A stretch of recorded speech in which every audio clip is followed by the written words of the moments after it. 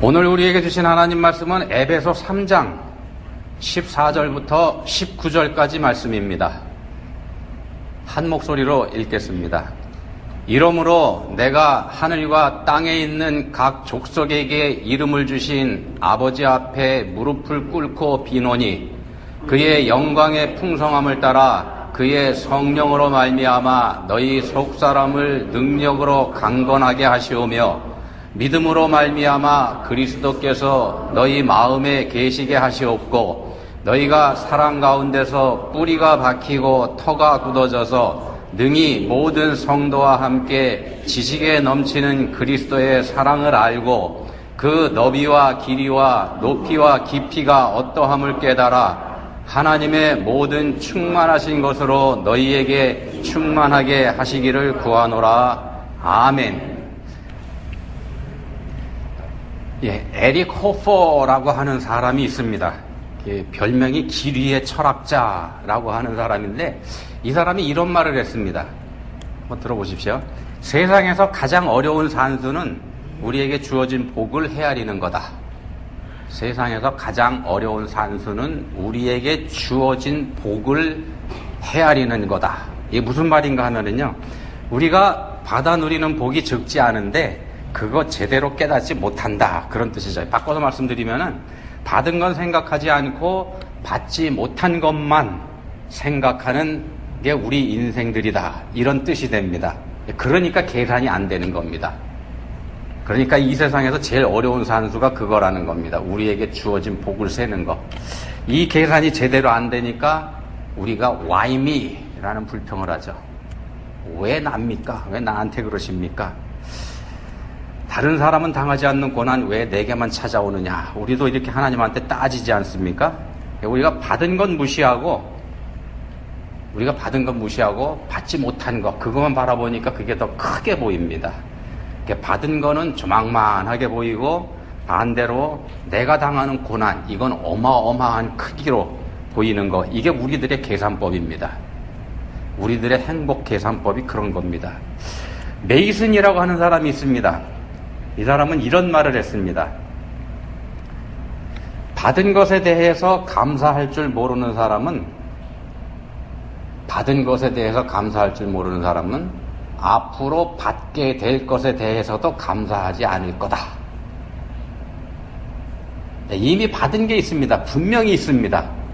우리가 받은 게 분명히 있습니다. 그런데 그걸 보지 못하죠. 우리가 그걸 보지 못합니다. 왜 그런가? 왜 못 보는가? 왜 내가 받은 건 보지 못하고 남의 손에 들려있는 거 더 크게 보이는 걸까? 그리고 내게는 주지 않으시는 하나님이 원망스러운 걸까? 노아 홍수 이야기가 기록되어 있는 창세기 6장, 그 6장의 3절에서 이렇게 말씀합니다. 창세기 6장 3절입니다. 여호와께서 이르시되 나의 영이 영원히 사람과 함께하지 아니하리니 이는 그들이 육신이 됨이라. 이 말씀을 공동번역 성경으로 보면 이렇게 번역을 합니다. 공동번역 성경. 사람은 동물에 지나지 않으니 나의 입김이 사람들에게서 언제까지나 머물러 있을 수는 없다. 사람은 동물에 지나지 않는다, 이렇게 말씀을 합니다. 근데 이 말씀이 인간은 그냥 하나의 동물에 불과하다, 그런 뜻이 아니고요. 그런 뜻이 아니고 타락해서 짐승처럼 돼버렸다, 그런 뜻입니다. 타락해서 짐승처럼 돼버렸다. 짐승이 돼버렸다. 타락이라고 하는 거를요, 사전에서 찾아보니까 뭐라고 설명하는가 하면은 죄를 범하여 불신에 빠진 것, 이렇게 설명을 합니다. 죄를 범하여 불신에 빠진 것, 이게 타락입니다. 바꿔 말씀드리면 믿음을 버린 게 타락입니다. 믿음을 버린 게 타락입니다. 타락한 인간은 스스로 일개 동물, 그러니까 육적인 존재로 전락해 버립니다. 누가 그렇게 만든 게 아니고 자기가 그렇게 돼버렸습니다. 스스로 그렇게 됐습니다. 인간이 다른 동물하고 구별되는 유일한 게 있는데 그게 뭐냐 하면 영이지 않습니까? 영. 근데 하나님께서 우리에게 주신 그 영, 범죄함으로 이게 죽어버렸죠. 이게 타락입니다. 짐승과 구별이 없어져 버렸습니다. 동물하고 구별되는 유일한 특징이 영, 이 영이 죽어버리니까 우리가 동물하고 다를 바가 없게 돼버렸다는 겁니다. 그걸 말씀하는 겁니다. 철학자 파스칼 이런 말을 했습니다. 인간은 천사가 아니다. 그렇다고 해서 짐승도 아니다. 이런 뜻입니다. 인간은 천사가 아니고 그렇다고 해서 짐승도 아니다. 이 말씀이 무슨 뜻인가 하면은요, 인간은 천사처럼 살기를 원하지만 실제로는 짐승처럼 행동한다. 이런 뜻으로 한 말입니다. 우리 본성 깊은 곳에 있는 하나님의 형상, 비록 그것이 타락해서 원래의 모습은 잃어버렸다고 할지라도 그럼에도 불구하고 어렴풋하게 있는 그 본성에서 막연하게나마 거룩함을 추구한다는 겁니다. 파스칼의 이 말처럼 천사처럼 살고 싶은 욕망이 누구에게나 다 있습니다. 모든 사람에게 다 천사처럼 살고 싶은 욕망이 있습니다. 비록 연쇄 살인범이라고 할지라도 그 연쇄 살인을 한 그 사람이라도 자기가 사랑하는 사람에게만은 천사가 되고 싶은 그런 소망이 있다는 겁니다. 그게 우리 인간의 잠재된 욕망 속에 있다는 겁니다. 그렇지만 그럼에도 불구하고 천사로 살아가지는 못합니다. 짐승이 되어갑니다. 인간은 짐승이 되어갑니다. 스스로를 동물 중에 하나로 끌어내려 버렸습니다. 진화론적 인간은 일개 동물에 불과하지 않습니까? 거기에는 인간으로서의 존귀함, 인간으로서의 고귀함 이런 거 없습니다. 자기들 스스로 그 자리로 끌어내려 버렸습니다. 자기 자신을.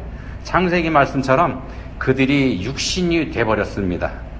스스로 그냥 육신, 일개 동물을 자부하고 살고 있는 게 지금 우리 인류의 현실입니다. 하나님의 영이 머물러 계실 수 없는 상태로 망가져 버렸다는 겁니다. 본문 16절에 보시면은 본문 16절에서 속사람이라는 말씀이 나옵니다. 속사람. 우리 인간의 가장 깊은 내면, 우리 인격의 중심, 그러니까 우리의 마음, 이걸 뜻하는 말씀입니다. 우리의 가장 깊은 내면, 인격의 중심, 우리의 마음, 이걸 뜻하는 단어가 속사람인데, 이 속사람을 가리켜서 어떤 신학자는 이렇게 풀이랍니다. 속사람은 인간의 영, 마음, 이성과 의지가 활동하는 인격을 가리킨다. 자, 속사람이라는 말씀이 있는데 속사람하고 반대되는 거 우리가 쉽게 떠올릴 수 있죠. 겉사람이라고 볼 수 있습니다. 이 겉사람은 영의 지배를 받지 않는 사람입니다. 우리 눈으로 보이는 껍데기, 영의 지배를 받지 않는 육신의 사람, 이게 겉사람입니다. 타락한 인간의 실체가 이 겉사람이다. 이렇게 말할 수도 있습니다. 우리가 이렇게 이 겉사람에 집중해서 살다 보면, 그러니까 본문에 나오는 속사람의 존재를 인정하지 않게 되면 그냥 우리는 일개 동물에 불과한 그런 존재가 돼버립니다. 진화론적 인간이 돼버린다는 겁니다. 일개 동물에 불과한. 그리스도인이 된다고 하는 것은 이 속사람의 존재를 아는 것, 이 속사람의 존재를 믿는 걸 뜻합니다. 본문 16절에 나오는 이 속사람이라는 표현이 본문에만 나오는 게 아니고요. 성경에 보시면 다른 두 군데에 이 표현이 또 나옵니다. 본문을 포함해서 세 군데 속사람이라는 표현이 성경에 나오는데 어디 나오는가 하면은요. 먼저 로마서 7장 22절입니다. 내 속사람으로는 하나님의 법을 즐거워하되 내 지체 속에서 한 다른 법이 내 마음의 법과 싸워 내 지체 속에 있는 죄의 법으로 나를 사로잡는 것을 보는도다. 영이신 하나님과 통하는 영적인 존재로서 말씀 따라서 영의 사람으로 거룩하게 살기를 바라지만 실제로는 그렇게 살지 못하고 있는 자기 자신의 한계를 바울 사도가 이렇게 표현을 하고 있는 겁니다. 바울 사도가 한 말입니다. 바울 사도. 그래서 이 바울 사도가 방금 읽어드린 이 로마서 7장 22절 23절 말씀에 이어서 24절에서 이런 탄식을 합니다. 오호라 나는 곤고한 사람이로다. 이 사망의 몸에서 누가 나를 건져내랴.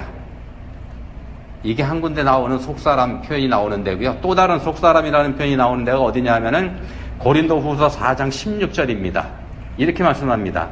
그러므로 우리가 낙심하지 아니하노니 우리의 겉사람은 낡아지나 우리의 속사람은 날로 새로워지도다. 여기서는 겉사람 속사람이 같이 나옵니다. 겉사람은 옛날 성경에 후패하고 이렇게 나오죠. 겉사람은 후패하고 겉사람은 낡아지고 그렇지만 우리의 속사람은 날로 새로워진다. 여기서 말씀하는 겉사람은 육신을 얘기합니다. 우리의 육신이 날마다 늙어가는 거, 이걸 말씀하는 겁니다. 육신이 날마다 늙어가더라도 우리의 마음, 그러니까 속사람은 날마다 새로워질 수 있다는 겁니다. 우리의 속사람은 날마다 새로워질 수 있습니다. 이게 고린도후서 4장 16절 말씀입니다. 이어지는 4장 17절에서 이렇게 말씀합니다. 고린도후서 4장 17절. 이 말씀은 표준 세번역 성경으로 읽어드립니다. 잘 들어보십시오. 고린도후서 4장 17절. 우리가 지금 겪는 일시적인 가벼운 고난은 비교할 수 없을 정도로 영원하고 크나큰 영광을 우리에게 일으켜 줍니다. 다시 한번 읽어드립니다. 우리가 지금 겪는 일시적인 가벼운 고난은 비교할 수 없을 정도로 영원하고 크나큰 영광을 우리에게 일으켜 줍니다. 우리가 지금 받고 있는 고난, 그러니까 우리가 하나님한테 와이미 하면서 그 항의하는, 그렇게 울부짖는 그 고난이 사실은 가벼운 거에 불과하다는 겁니다. 우리가 지금 겪는 일시적인 가벼운 고난, 이렇게 표현합니다. 왜 가벼우냐? 일시적인 거기 때문에. 근데 그 고난이 우리한테는 엄청나게 다가오죠. 사실은 가벼운 거라는 겁니다. 그 고난이 영원하고 어마어마한 영광의 통로가 된다는 겁니다. 영원하고 어마어마한 영광의 통로. 고난이 영광의 통로입니다. 문제는 우리가 이 말씀을 액면 그대로 받아들이기 어렵다는 게 문제입니다. 우리가 그거 받아들이기가 엄청 어렵습니다. 이 말씀을 가르치고 있는 바울사도 자신도 이게 어려워서 탄식을 하지 않습니까? 오호라 나는 곤고한 사람이로다. 우리가 운명적으로 겉사람에 붙잡혀 있기 때문에 그렇습니다. 속사람의 존재를 가르치고 있는 바울사도조차도 그래서 이 겉사람에게 붙잡힌 여기서 완전히 자유하지 못한다는 겁니다. 그걸 바울사도가 고백하고 있는 겁니다. 속사람이 건강하면, 우리의 속사람이 건강하면 고통에서 완전히 벗어날 수 있습니다. 이 세상 고통에서도. 물론 쉬운 일은 아니죠. 결코 쉬운 일 아닙니다. 그렇지만 그럼에도 불구하고 하나님께서는 우리에게 길을 열어 놓으셨습니다. 길을 열어 놓으셨습니다. 우리가 그 길을 제대로 가지 못할 뿐입니다. 순종함으로 그 길을 갈 때, 우리가 가고자 할 때 하나님께서 도와주십니다. 본문 17절에 보시면은 너희가 사랑 가운데서 뿌리가 박히고 터가 굳어져서 라고 말씀을 하고 있고요. 18절에서는 그리스도의 사랑을 알고 이렇게 말씀합니다. 사랑입니다. 답이. 사랑할 줄 아는 사람이 건강한 사람입니다. 사랑하면서 사는 사람이 건강해집니다. 사랑하면서 사는 사람이 건강해집니다. 그게 답입니다. 다만 그 사랑이 속사람의 건강을 뜻합니다. 속사람의 건강입니다. 겉사람도 사랑합니다. 근데 겉사람이 하는 사랑은 세상적인 사랑을 뜻합니다. 세상 사람들도 다 하는 사랑. 예수님께서도 말씀하셨지 않습니까? 마태복음 5장 46절, 누가복음 6장 32절에서 예수님 말씀하셨습니다. 너희가 만일 너희를 사랑하는 자만을 사랑하면 칭찬받을 게 무엇이냐? 죄인들도 사랑하는 자는 사랑하느니라. 이게 겉사람의 사랑입니다. 누구나 다 하는 것. 자기 사랑해주는 사람, 자기도 사랑하는 것. 이게 겉사람의 사랑입니다. 대상을 가려가면서 하는 사랑. 이거 사실은 본능적인 사랑입니다. 조금 심하게 말씀드리면 이거 동물적인 사랑입니다. 왜냐하면 짐승들도 이런 사랑을 하거든요. 짐승들도 자기 새끼 사랑하지 않습니까?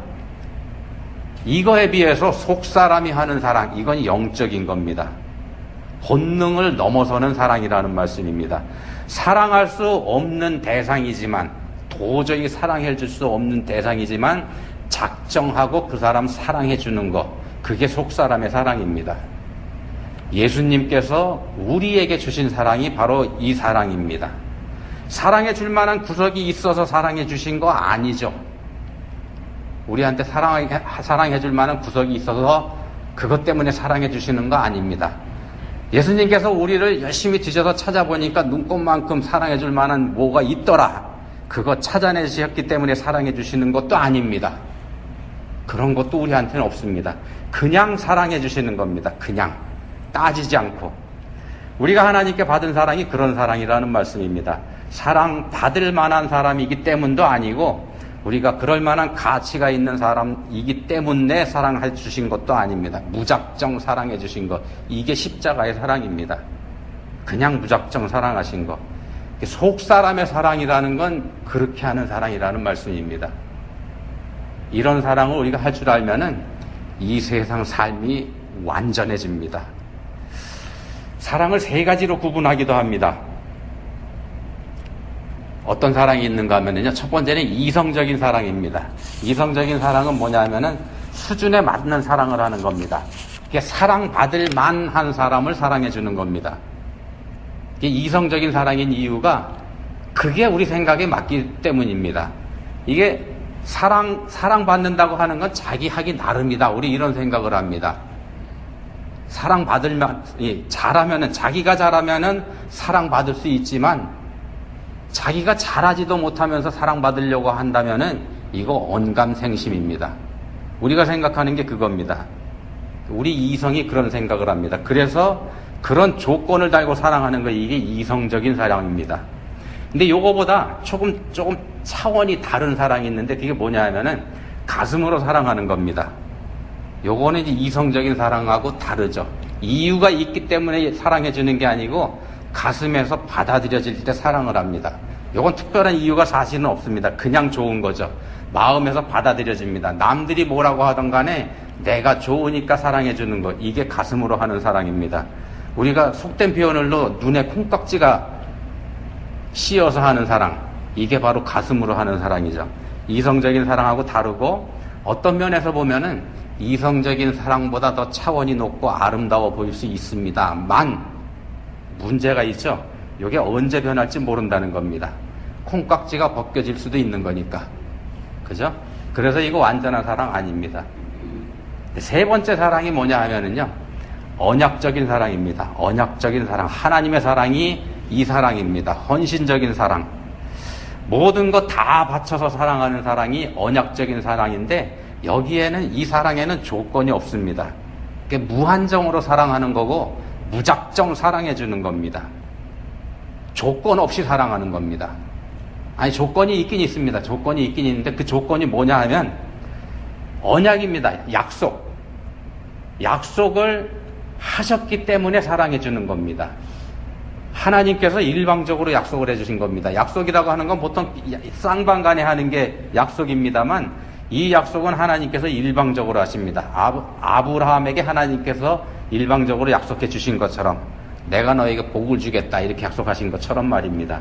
하나님께서 혼자 해주신 약속이고 하나님께서 사랑에 주심하고 일방적으로 약속해 놓고 일방적으로 지키시는 그런 사랑입니다.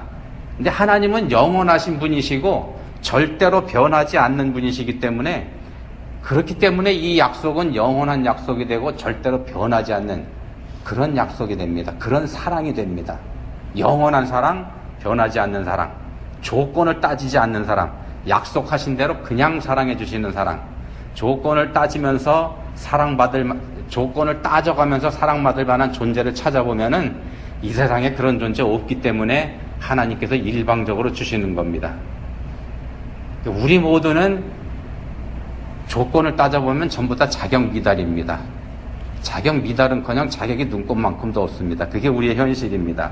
자, 속사람이 건강해지는 방법은 바로 이 영원한 약속 안에 우리가 거하는 겁니다. 바꿔 말씀드리면 이 약속으로 된 사랑을 우리가 받고 있다는 걸 믿는 겁니다. 그게 속사람이 건강해지는 첫 번째 단계입니다. 본문 17절에서 말씀합니다.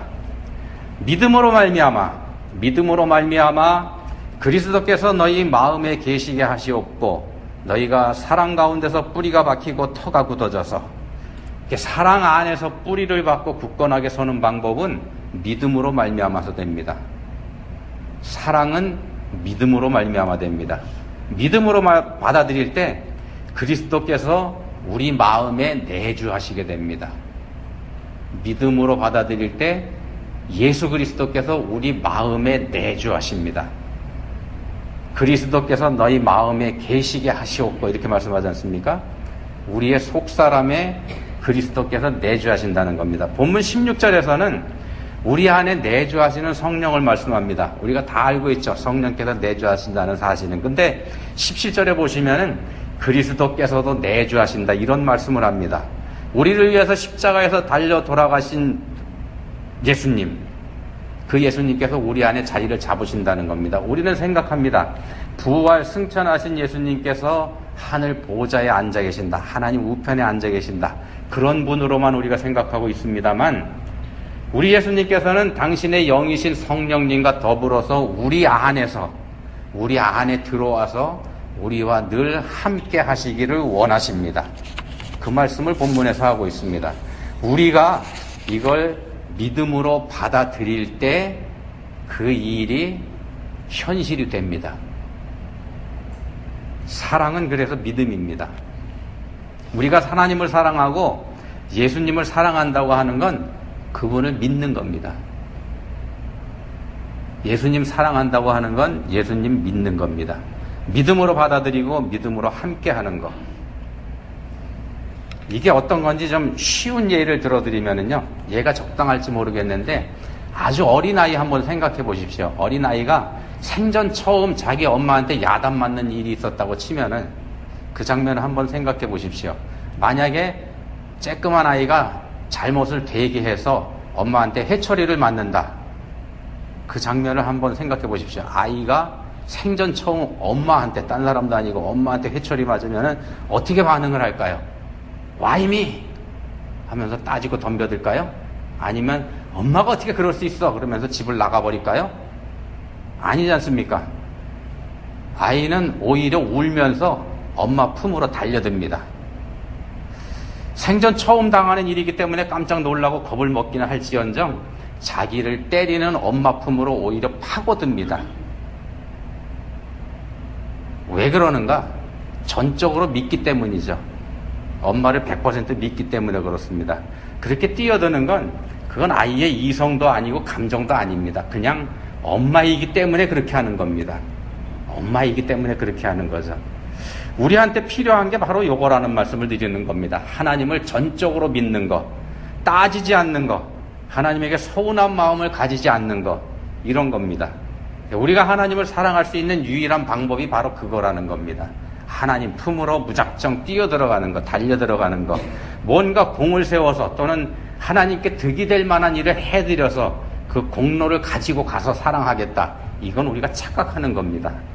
우리에게는 그럴 만한 능력도 없고요. 그럴 만한 선함도 우리한테는 없습니다. 눈꼽만큼도 없습니다. 그냥 믿음으로 하나님 품에 안기는 것. 그게 우리가 할 일입니다. 왜 그러냐? 아이는 엄마이기 때문에 엄마 품에 뛰어드는 것처럼 우리 하나님이시기 때문에 그렇게 하는 겁니다. 그게 우리가 하나님을 사랑할 수 있는 유일한 방법입니다. 우리가 하나님을 사랑할 수 있는 유일한 방법, 따지지 않고 하나님 품에 안기는 거, 그겁니다. 그래서 어떤 사람은 사랑한다는 걸 뻔뻔해지는 거다 이렇게 얘기하기도 합니다. 내가 사랑을 받을 만한 사람인지 어떤지 따지지 않는 거. 사랑을 받는 첫째 조건이 그겁니다. 나한테 받을 만한 자격이 있는지 없는지 따지지 않는 거. 따져보면은요, 나한테 자격 없음 금방 들통납니다. 따지는 것 자체가 그래서 교만이 됩니다. 뻔뻔하게 아버지한테 돌아온 사람 있지 않습니까? 돌아온 탕자. 그 탕자가 되는 겁니다. 그게 사랑하는 겁니다. 아버지 사랑하는 것. 탕자가 아버지를 사랑할 수 있는 유일한 길, 다른 거 없습니다. 아버지 품에 안기는 것밖에. 탕자가 아버지를 사랑할 수 있는 유일한 길은 아버지 품에 안기는 겁니다. 다른 길은 없습니다. 우리가 다른 사람을 사랑하는 방법도 그런 방법이어야 된다는 겁니다. 하나님을 그렇게 사랑하듯이 다른 사람 또한 그렇게 사랑해야 된다는 겁니다. 내게서 사랑받을 만한 자격을 가진 사람을 찾아서 사랑하는 게 아니라는 겁니다. 그런 사람은 이 세상에 존재하지 않습니다. 혹시 있다면 우리 피부치입니다. 우리 피부치 중에서는 그럴 수도 있습니다만 피부치 중에서도 자격 미달인 사람이 있습니다. 그게 우리들의 현실입니다. 근데 피부치가 아닌 다른 사람이라면 오죽하겠습니까? 그럼에도 하나님께서 우리에게 말씀하십니다. 내 이웃 사랑하기를 내 자신과 같이 사랑하라.